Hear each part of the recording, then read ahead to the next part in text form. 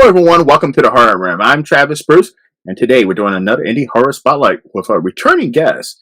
He's a director, and he has a new movie that's actually been bouncing around, and it's going to be doing a drive-in feature on the 21st of next month in Georgia, and it's called A Hard Place. I have with us, you know who he is, Mr. Jay Horton. Jay, welcome back to the Horror Room. Hey, thanks for having me. It's a pleasure to have you on mine. And the last time we had you on, it was for that great live show that we had, and got a lot of great comments about that show. Oh, cool. I'm glad to hear it. So, Jay, for anybody who hasn't seen our interviews, who don't know who you are, tell them a little bit about A Hard Place. Okay. Well, A Hard Place is a monster movie. It's a pretty epic monster movie, monster versus monster movie. It's about a group of criminals on the run who they end up like in the hills in like West Virginia, and they end up in the middle of this ancient feud between two different species of monsters. Oh, love it, man. And Yeah. listen, you know I'm a huge fan of The Craving, by the way, which is streaming on Tubi, where you can see movies. Now, one thing I enjoy about your movie, Jay, I'm a huge fan of, is that you don't side with with one side or the other. You don't make those good guys and bad guys. You kind of make even the bad guys seem good and relatable as well as good guys. Is that something that you do on purpose when you make your movies? Kind of. I mean, I don't believe in real life, like I don't think like anybody thinks they're a bad guy. Yeah. Like there's always like some good, like people are well rounded, they have different aspects of their personality. So like I try to hit that in most of my movies. Although I'll tell you what though, sometimes, both as a viewer and a filmmaker, sometimes you just want like a really simple, like black and white bad guy. You know what I mean? Mm-hmm. Sometimes a movie really needs that. Like in the couple that most of them that I've done, there it's usually a little more layered. But I forget. Oh, I was watching Spider-Man 2, the Sam Raimi Spider-Man, right? And for all intents and purposes, I think it's the best Spider-Man movie ever made.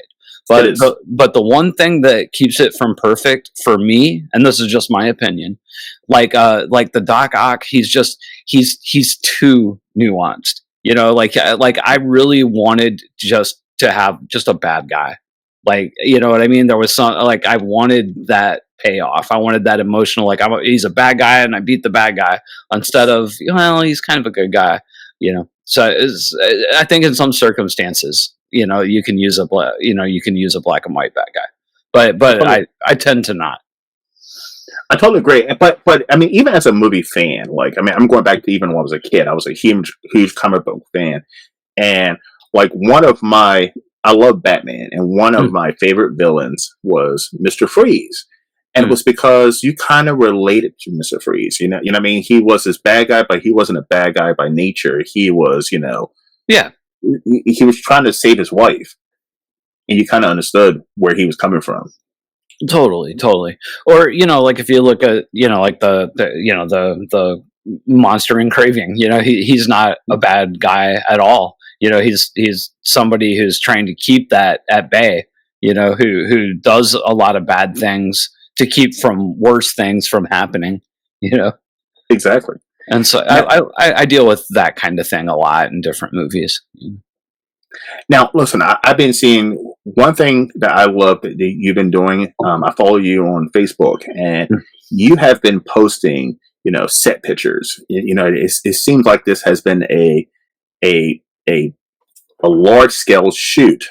Tell us a little bit about what was the production on this film like. On A Hard Place, man, it was to be 100% honest, it was tough. It was we shot in February in Ohio, and it was like we had an incredible cold snap come through at the beginning. We got, I think, 4 or 5 inches of snow the first day.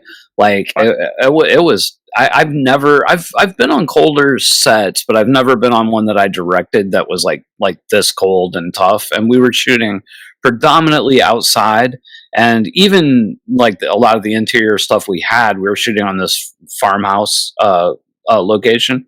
So, a lot of the shelter was, like unheated barns, and stuff like that. So it was Fun. as a matter of fact, the very first night we shot, we were shooting at a drive-in, and it was at night, and so it's this big open space drive-in, no breaks from the wind. With wind chill, it was like, definitely negative numbers. I don't know exactly what the temperature was, but it was freezing. Like the focus gears in the camera would lock up. The lights would go out because like the batteries were draining really fast because of the cold. And we had this special effects gag where there's a person sitting at a table and they get shot from behind. So it's kind of a pneumatic squib that's going off. Mhm. And it was so cold that our effects guy, he refused to put it on an actor. So he ended up playing that role of the guy that was getting shot. So he put it on himself. And so this blood is, it's like made up of like corn syrup and food color and some other stuff, but it's not supposed to freeze. Like it shouldn't be able to freeze. But so it's like a 2-minute take. So the squib goes off, and then it sits there for 2 minutes until I call cut. And in the time between the squib going off and me calling cut, it froze. Like it froze to Wow. it. It froze to his skin. Like we for a minute there, I thought we were gonna have to take him to the hospital, but we got it thawed out and he was fine. But it was tough. And then throughout the shoot, it was very cold. And there was a lot of people on this set. This is a big movie, so we had a lot of days with 50, 60, 70 people like on set. We did a scene in a barn where we had 24 actors coming in and out of the scene, and it was like an 8-page scene. So it was a tough shoot. And it was funny because we had so many cast, but we actually had a pretty small crew. Like it was, we had a 4-person camera team, 2 cameras. The DP was an operator. Brooke Hubbs was an operator, and then they both had focus pullers, and like that was it. That was the whole camera team, and then sound guy, makeup, special effects, catering, AD, second AD. That was pretty much it. And then was tons of cast. So yeah, it was definitely a challenge. Now it was fun too. It was one of the funnest shoots I've ever had, but it was certainly challenging. 'Cause I mean, I hear a lot of filmmakers, even yourself, say pre-production, pre-production. Like, pre-production is so important, and when it comes to filmmaking.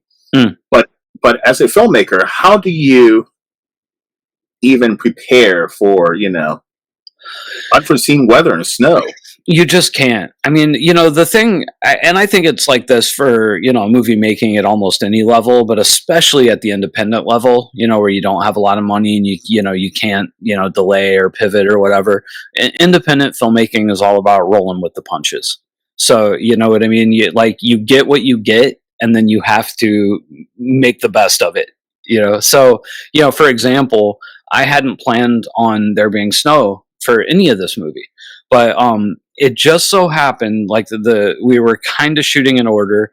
So the criminals drive up to this, the place where the movie mostly takes place, the little town, and there's snow on the ground. It's blanketed with snow, and then they have a siege with the monsters in this little place, and then they go through this little underground tunnel, and they go through that, and then they come up in another part of the woods.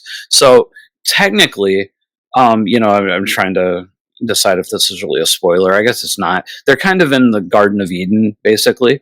And so they come up into the garden, and it's a different area. It's almost a different realm, if you will. So, so by the time we were shooting the stuff in the woods, there wasn't much snow on the ground. So, it kind of like worked out. You know what I'm saying? And then, by the time we get them coming back to the car and all that, so much time had passed in the movie that I felt like nobody's really going to care that there's not snow on the ground at that point. So it kind of worked out. and the snow gave us some production value, but we literally just had to be like, okay, this is what it is, shoot it, you know. I don't know anything about filmmaking, but besides, draining of the batteries and your camera freezing, what are some other things you have to worry about when it comes to making a film in, extreme cold weather and snow? Well, if it's a horror movie and you're dealing with blood, like you're getting blood on people, so it's liquid on people in the cold, and it's usually sticky, and you have to clean those people up. Either showers, or like bird bath, or like what I found in the extreme cold, because we were going to have mobile showers, but most of the actors kind of voted it down. They said they would rather stay dirty and go home in the warm, and go back to the Airbnbs and clean up and then come back. So that's kind of what we did. But yeah, you have to clean people up, and then like I said, we had sometimes between 40 and I think at most we had 75 on one day. So we have all these people, and we don't really have a heated set place to keep them. It's like there's a farmhouse, but it's like it's the owner of the property's farmhouse. We can't just put everybody in there. So we have to use these unheated barns, and put little like space heaters in them and shit like that. But it's still cold, and you still gotta like people have to have their lunch there and everything. It was definitely not a cushy set. It doesn't sound like it. It doesn't sound good at all. Mm. Now, one thing too, listen, you've arranged an amazing cast, and some of the actors are actually from the Cravings. Like I've interviewed a couple of them. You have Amy as well as Kevin, and I believe Felissa Rosen is in this one too as well. Yeah, Felissa has a much bigger role in this one. Yeah. Now, when it comes to a filmmaker, do you have specific actors that you like working with, and okay, I'm going to make this role specifically for them and their talents? I do sometimes. I very rarely write for anybody in particular, but I do tend to cast people I've worked with before. Like, again, the thing about independent films, and whether you're talking about cast or crew, there's so many things that can go wrong. And on an independent film, like you have 10 days to shoot as opposed to like 30 or 60, right? So any one thing that goes wrong, it's like it's exponentially worse on a small film, because there's so much less time. So like when it comes to people that you hire, whether it's cast or crew, you really want people that aren't going to give you static, that are going to do the job, that are talented. You know what I mean? Because like it's the more unknowns there are, the more opportunity there is for things to go wrong. So I do tend to work with a lot of the same people, both behind and in front of the camera. And I love that, because I agree when it comes to filmmaking or anything. You build that network because you can rely on those people, and what their strengths are, what their weaknesses are, and you can kind of bounce off of that. Totally. Now, all of that said, I'm, getting ready to, going to be shooting a new movie in a few months, and I'm casting predominantly from people that I have not worked with before, because you do get to a point where you want to start, shaking it up. Like you want to, like you don't want it to feel just like another version of the other movie. You don't want to be like a Tarantino film, yeah. Which I love Tarantino. I do yes. too. Yeah, I do too. Yeah. I just didn't want to use like the same core cast that I've basically used for 2 movies in a row. I agree. I can totally understand that. Now, listen, Jay, I interview a lot of filmmakers, and like I had you on for that live, and I didn't even tell the other filmmakers that who else was going to be in the show, and like Chris Shern and the rest of the filmmakers, they were so in awe when you were one of the guests, and that's cool. And like I mean, I even had Anthony Chila on. He's producing their version. Yeah, and he was talking about you. What is it? I mean, how does it feel to notice there's so many indie filmmakers who look up to you as a mentor, and they're constantly asking you questions, and what does that feel like? I mean, it feels amazing, I'm assuming. Yeah, I will be perfectly honest. It feels fucking great. No, it's Yeah. really no, it's really cool. It's really cool. I mean, I started doing the YouTube channel, doing the filmmaking advice stuff, 5 years ago, and really when I first started, it was mostly just about trying to get more eyeballs on my stuff. Trying to build Hmm. my brand. I mean, sure, I was giving helpful advice, but if I'm being really honest, my true intent was not really to help. I was looking to grow my own thing, you know. But really early on doing it, once I started getting feedback from other filmmakers, and it was so positive, and they were so generous in their praise and this and that, I was like, it totally changed my perspective. And now setting on it, whatever, 5 years later, and seeing filmmakers like Devin Bray or T Styles or Chase Dudley, that have been inspired by things that I've said, and I've went on to do like big things. Like they're like all three of them have made projects that are making more money than I am right now. Like that, and that is really cool. Yes, I mean, I would say majority of filmmakers that I interview, they always give nothing but praise to you. They always quote something that you say, especially when it comes to crowdfunding, because you're like the crowdfunding guru, or one of the Right. crowdfunding gurus. Yeah. Now you're doing something pretty awesome. So listen, I am a drive-in movie fan. I grew up in North Carolina. We had drive-in movies. I live in Baltimore now. There's a drive-in movie 15 minutes from my house. I love drive-in movies, and Yeah. you're doing a premiere at a drive-in movie theater, and that's something back in the day when I used to go as a kid, and my mom used to take me. We used to see a lot of indie horror movies, Mhm. and I mean that was the home of indie horror movies. Yeah. So, what made you decide to, what, I'm going to do a drive-in? Well, honestly, it wasn't even on my radar at all. I ran into another filmmaker again through my channel, Peter Higuchi, and he's really big on theatrical and drive-in screenings for independent films. He did a run with his film The Occult last summer, and then this summer, spring and summer, doing a double feature with his movie and my movie at drive-ins. So like the drive-in premiere like next month is just like the first stop. Like so he talked me into doing this. So we went to a convention in Florida. I forget an acronym, but it's a convention for drive-in owners. So there was like something like 150 drive-in owners that show up at this thing every year. So he basically bullied our way in there, and we go to the convention, and I had to buy a vendor table and all this stuff. But then we basically just had 4 days to pitch all of these drive-in owners to play our movies.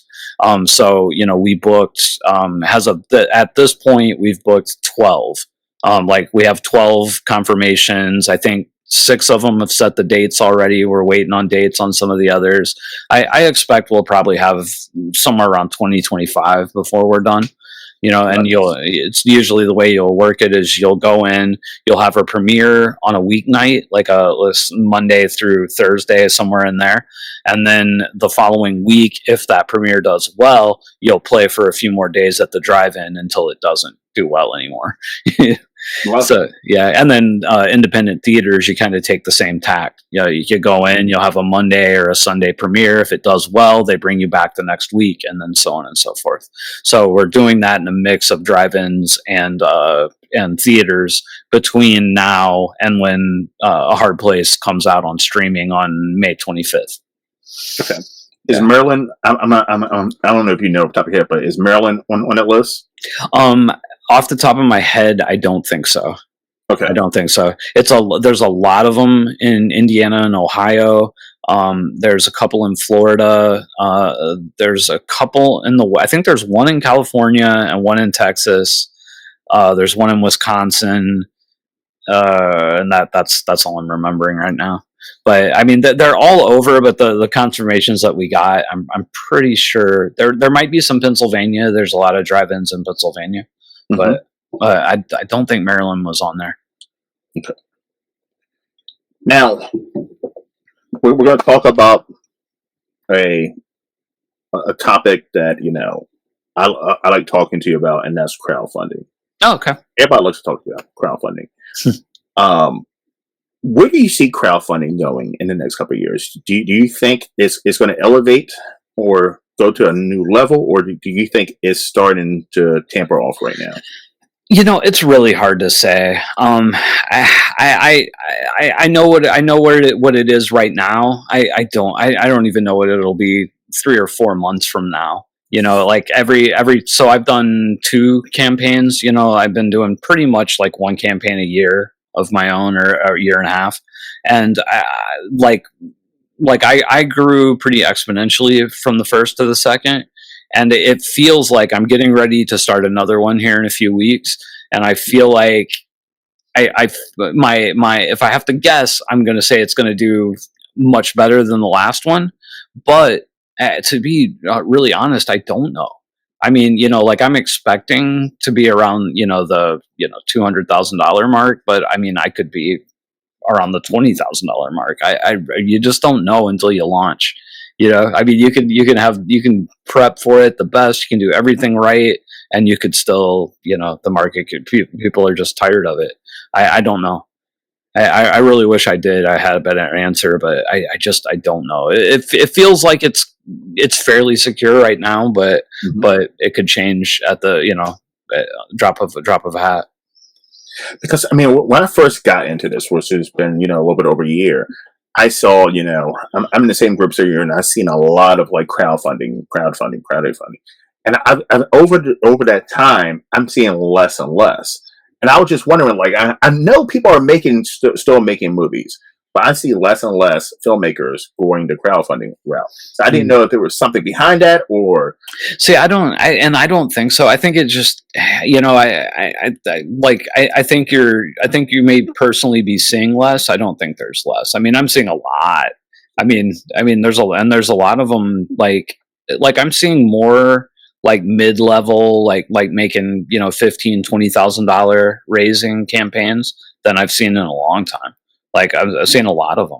And then, and I, at least from my perspective, I'm seeing more of people that are passing $100,000. Like I don't remember, except for like the Mahal brothers, like yeah, anybody doing that 3 or 4 years ago. Like it seemed from, and again, maybe I just wasn't in that space, but like I remember them, but I don't remember anybody else. Like I think the next filmmaker that I saw do it was Sean Phillips, and then he's done a few with that much, and now Chase Dudley's raising that much. Abel Berry tends to raise that much or close to it, but I don't think any of them were doing it 5 years ago, but I don't know. yeah. Because to me, like I try to support as many crowdfundings as I possibly can, Yeah, and I do too. and it's hard to do sometimes. Trust me, it's hard to do sometimes because it's a lot, you know. Hmm. Um, but yeah, but I mean, maybe it's where I'm looking. I don't see as many, but like Yeah. I've noticed it's been like the groups that I've seen less and less Hmm. promotions of crowdfunding. Yeah. Where I they mean, go it, to. I mean, it may just be like the circles and the people that we interact with, and I just tend to interact with more people that are doing it. Maybe I don't know. Hmm. I don't know. I mean, I see quite a few. Who's the indie filmmaker that most people don't know about, Jay, that you're a huge fan of and they should know about? Oh, creatively. um, uh, I'm gonna be. I'm gonna be honest. I don't watch a lot of indie films. Uh, Really? nah. Oh, I honestly don't, man. I feel like an asshole, but I make them. But and when I have friends that make one, I will watch their thing. I will support it. I will share it. But I mean, honestly, dude, I'm watching Stranger Things, and I'm watching Hollywood stuff and polished stuff and budget stuff. I like challenging films, mhm. but I mean, especially as I get older too. I mean, my tastes are a little more mainstreamy, and I want a certain like production quality level in the stuff I'm watching. And the one thing about, I think the one thing that really hurts most independent films as a viewer is, it's a money thing. You don't have much time, so like it hurts, like performances. Like they're not necessarily. I'm not saying the actors are bad. They're in independent films, but when you only have 10 days and you don't have time to work those performances, you might get. You might get lucky and get a whole slew of good ones, but 9 times out of 10, if you're making a movie for 500 grand or under, you have like, say you have 10 chief actors, like statistically, 3 of them are going to be bunk, and not necessarily because the actors are bad, but just, circumstances, I mean, I've directed actors that are not bad actors where maybe the performance wasn't great. And, it had to do with production. We shot this thing in 10 days. They had whatever, the 30 minutes to do this, big, monologue or something. And they just didn't have time to get there. Because I mean, I did a new show called Horror Talk, and I was a co-host Adam Freeman, who's a indie horror filmmaker, and we were talking about. I was like, 2024 mainstream horror was amazing. There was a lot of great horror movies that was put out. I'm just catching up. Like I had not even put a 2024 best horror list together because I didn't get a chance to see all of them. I just recently saw Blink Twice, which was amazing. Oh yeah, I love that. Yeah, it's an amazing film. It was really good. And I was telling him, I was like, I have not, unless it's a filmmaker who I'm interviewing or they send me a screener to do a review on, or something like that. I have not had a chance to even watch any indie horror movies because there's been so many good mainstream horror movies I haven't had a chance to watch, and I'm checking them off my list first. Yep. Yeah, I'm pretty much the same, and I'm not like, I turned 50 this year, and like I used to, like between the ages of like 13 and probably 30, I watched at least probably 2 or 3 new movies a day. Like, I mean, I was watching everything, but you get to a point where, life kind of takes over, and like, I just don't consume movies in the same way. Like I used to spend a good chunk of my day, watching stuff, now, I mean, and I don't start watching, anything until, I don't know, 7 or 8 at night. And then, I usually am in bed well before midnight. So I watch maybe a couple of things, Mm-hmm. and I just don't consume the same amount that I used to. I'm the same way. I mean, like for me, like all of my Tubi Tuesdays and movie reviews and this and that, I watch all of those movies over a holiday weekend, and and I just binge watch them, and I got this like little book so I don't forget shit. It's a movie, horror movie review thing. So I just have all of these pages of Tubi Tuesdays movies that I've watched months ago, right? And it's just content for the next couple of months. And I take big chunks, like I'll take a couple of days off every 6 months, and I'll just binge watch a whole bunch of short films and Tubi movies just so that I can have content to talk about. But it's hard, man. I'm telling you, it's hard because, like, I agree, man. Listen, I'm 42, and my time is so valuable, man. It's so valuable. And, like, I don't have time to watch things that I'm not going to enjoy. 100%. And when I was younger, there was like we took it like a red badge of courage, that we've seen everything, or that I've seen all of the neo noir stuff. I've seen all of Giallo's movies. I've seen all of the Franco Zombie stuff. I've seen all of I've seen everything Romero ever made. But now looking back at it, and like George Romero was a great director, but I could have lived my whole entire life and never watched Martin, and I would have been fine. 100%. Or I'm trying to think of something. Like there are so many things that like when you were younger and you'd watch a thing and you're supposed to like it, so you would pretend to like it. You may even convince yourself you like it, and then you look at it years later and you're like, I never liked that. Why did I even, because I was supposed to, because it was the cool thing. But I'm just, and as you get older, you stop giving a shit about that. So it's like now I'm just kind of like if something doesn't really interest me, I am not going to go see it. You know, and if I watch something, I used to be like, if I start something, I'm going to watch it all the way. Not anymore. If I watch a thing and if I am shoot, I would say 5 minutes, but it's sometimes I don't even give it 5 minutes. Like if that cold open doesn't catch me, you know, I'm like, nope, nope. But listen, and I agree with you because like there was a time I would lie and say I liked the movie because everybody else did. Like I agree with you, everybody else loved the movie, but like now, I mean, even when I started this channel, I was like, I remember like when I started this channel, Evil Dead Rise came out in the theaters, and everybody was saying, "Oh my god, this is the greatest horror movie ever," and this and that. I'm like, and I went to go see it opening weekend in a theater. And I was like, "This is not a bad movie, but this is not a great movie." I'm like, but like, I'm not going to come on the channel and pretend like I love that movie, right? Because it wasn't. I mean, was it a bad movie? No, but have I seen other things that are way better than that? Of course. I mean, I feel the same way about the Terrifier series. Oh yeah, yeah. I've still never seen a Terrifier movie. Oh, you're not missing anything. Well, let's yeah. but also too, I'm like, I feel like, damn, I support indie horror, right? I'm the indie horror guy. Yeah. Am I supposed to bash a movie, or not even bash a movie, to say I don't like a movie? And I feel like I get criticized for saying I don't like Terrifier because it's one of the successful indie horror films. But yeah, well, like what I say about Terrifier, and I'm not telling you how to, you know, navigate your dislike or in publicly, but with me, I just don't.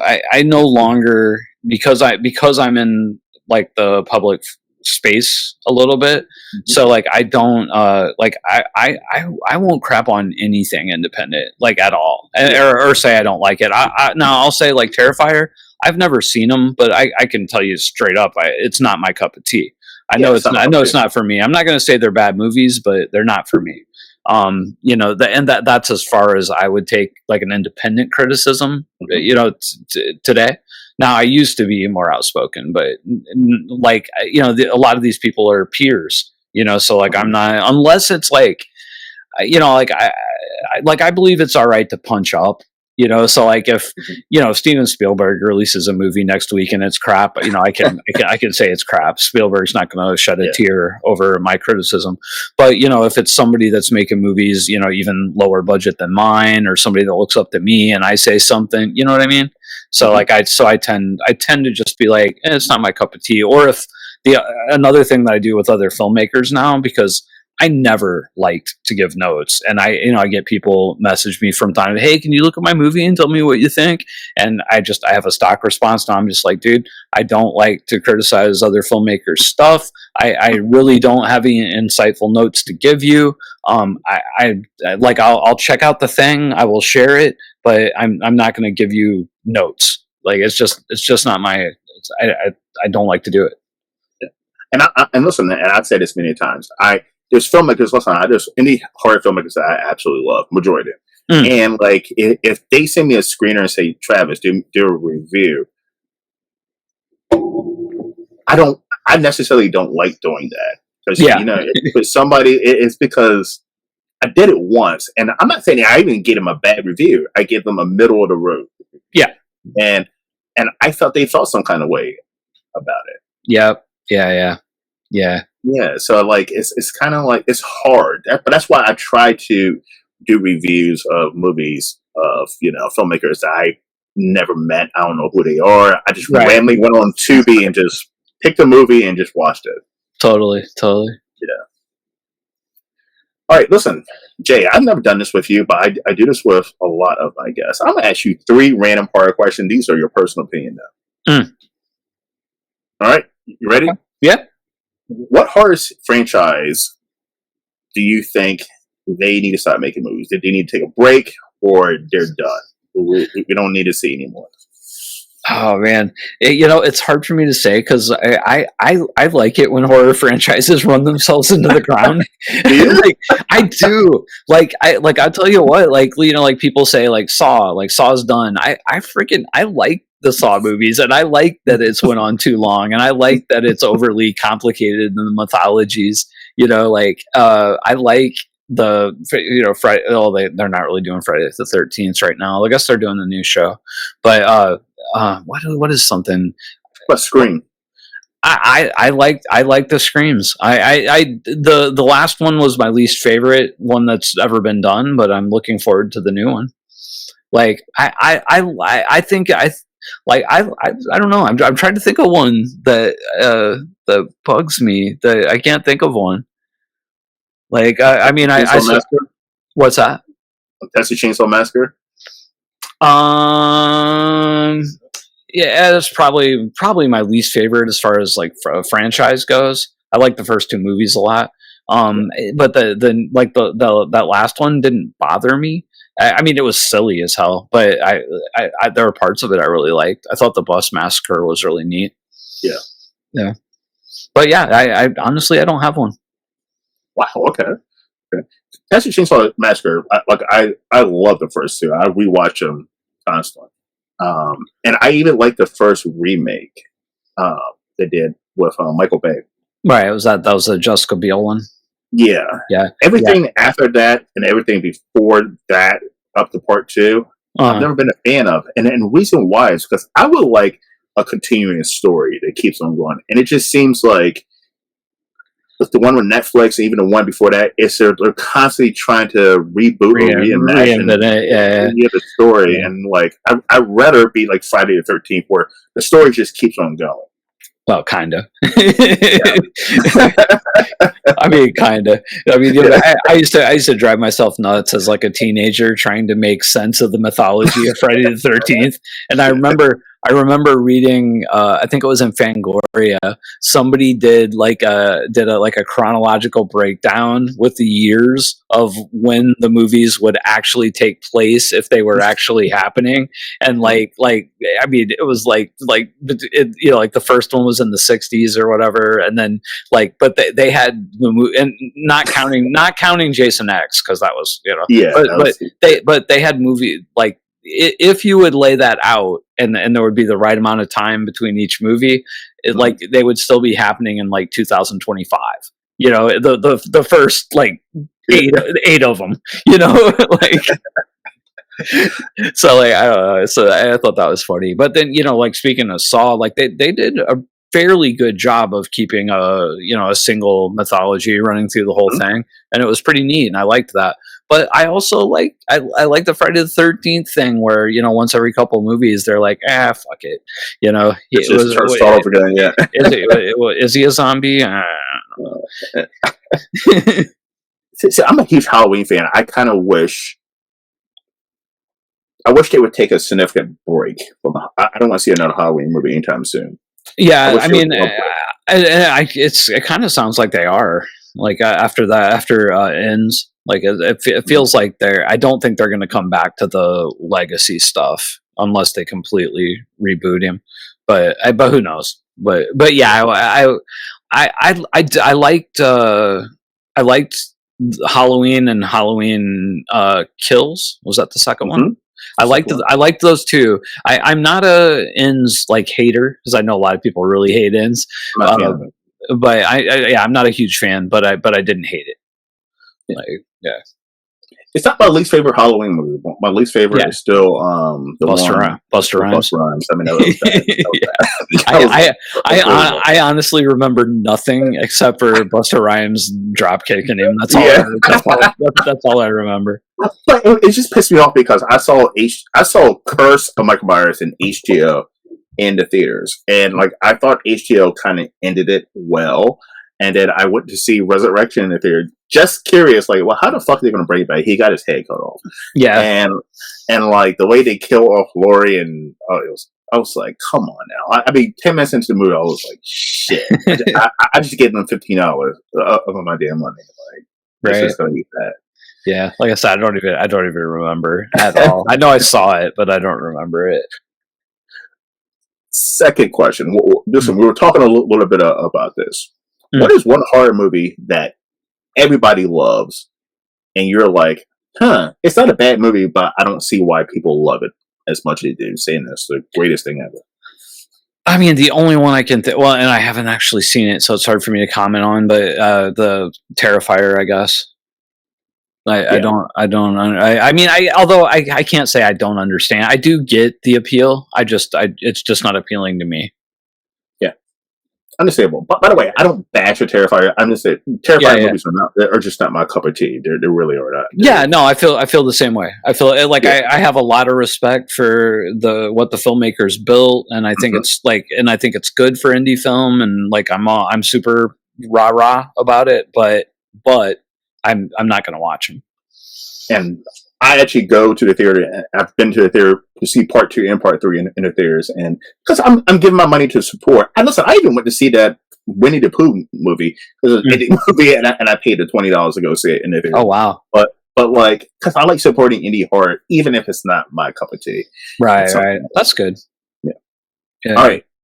And the final question is: Hollywood comes to you right now, Jay, and say, "Listen, huh? we'll give you whatever your budget is.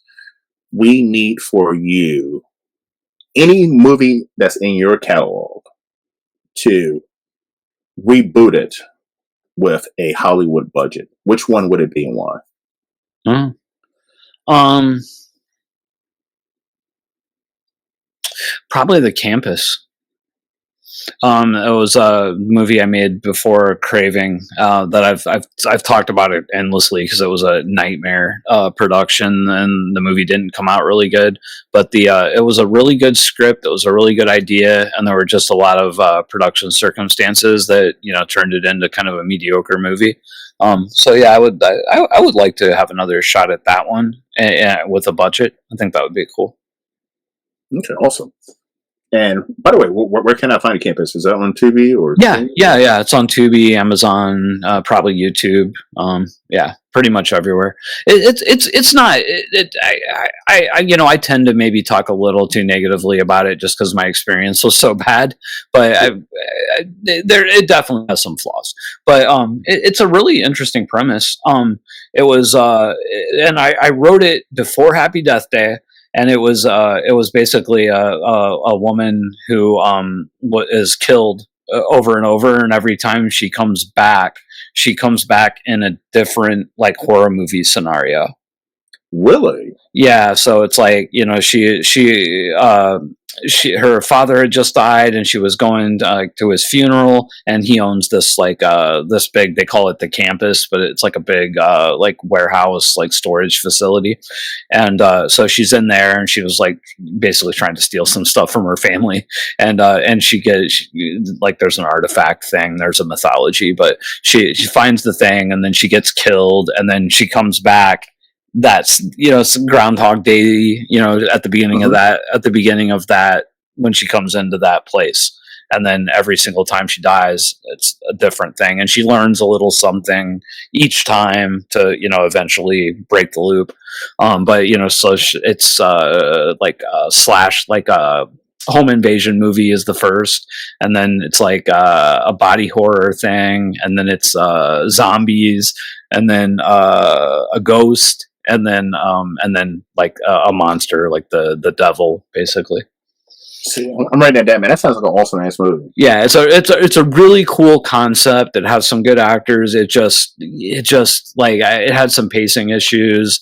Definitely, like the ghost sequence definitely has some budgetary issues.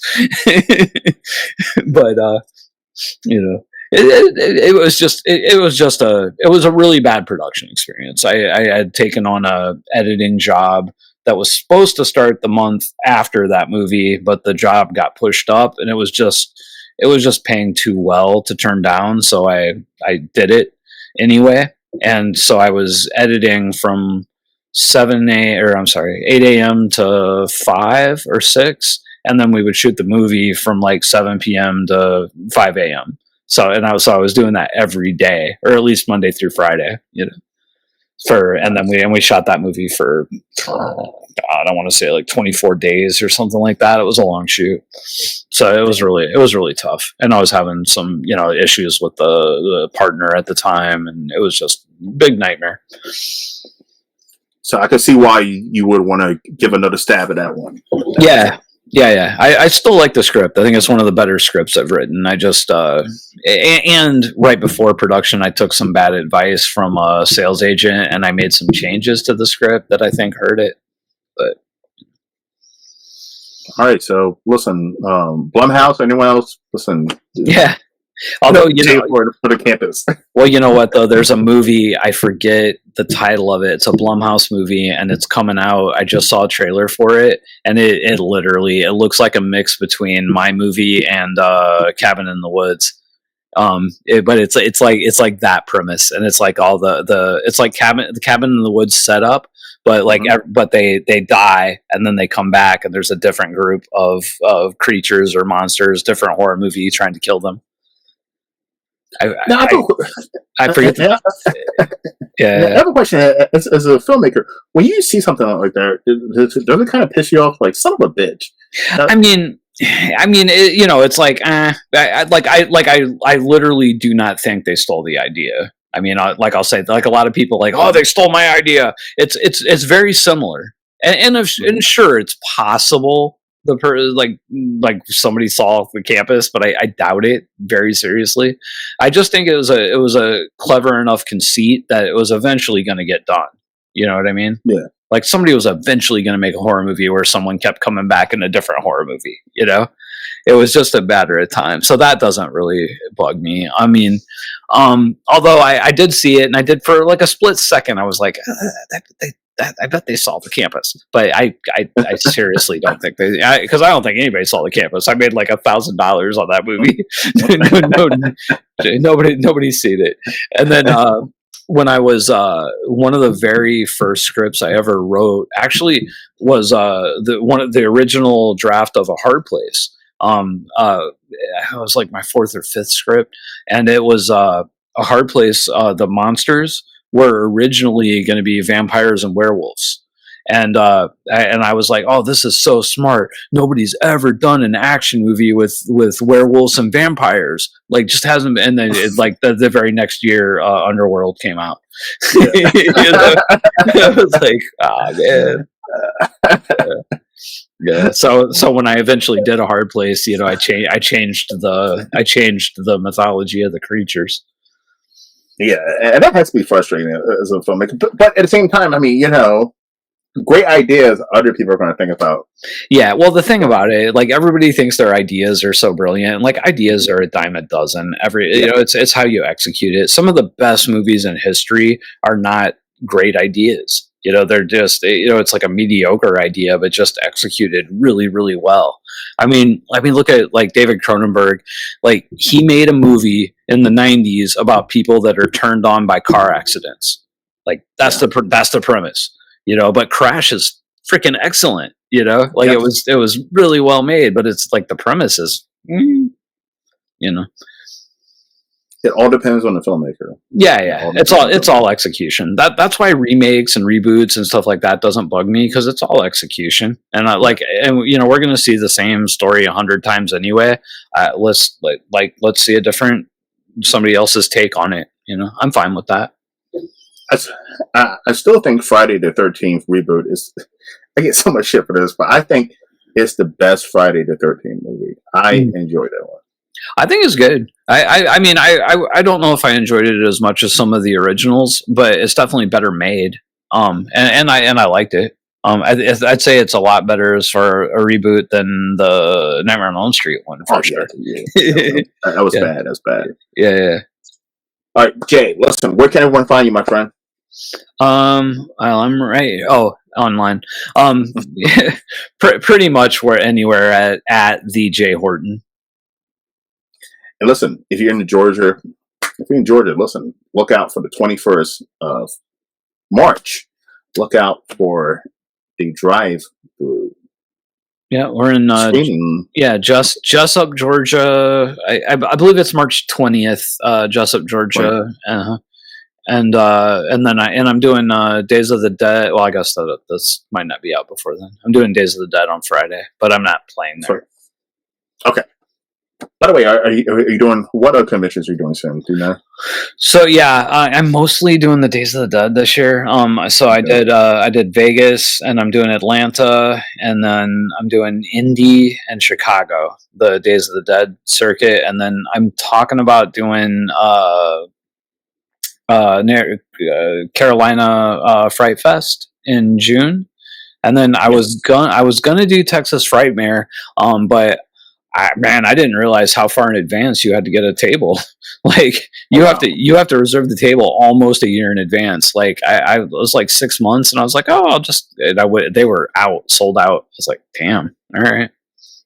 Wait, if you go to Carolina Fair Fest, that's one of my favorite conventions. Is it? It's a That's great time. yeah. Felissa Rose is the one that talked me into it. I was actually gonna go with her, it's like her birthday, so she's not going this year. I don't think. But as I'm on the fence about it. It's like I'm starting to spend a little too much money on them. So It and gets the expensive. yeah. Well, I wasn't thinking this was going to happen, but the my next movie, Apex Predators Club, it got moved up. So we're literally going to be shooting that movie in June.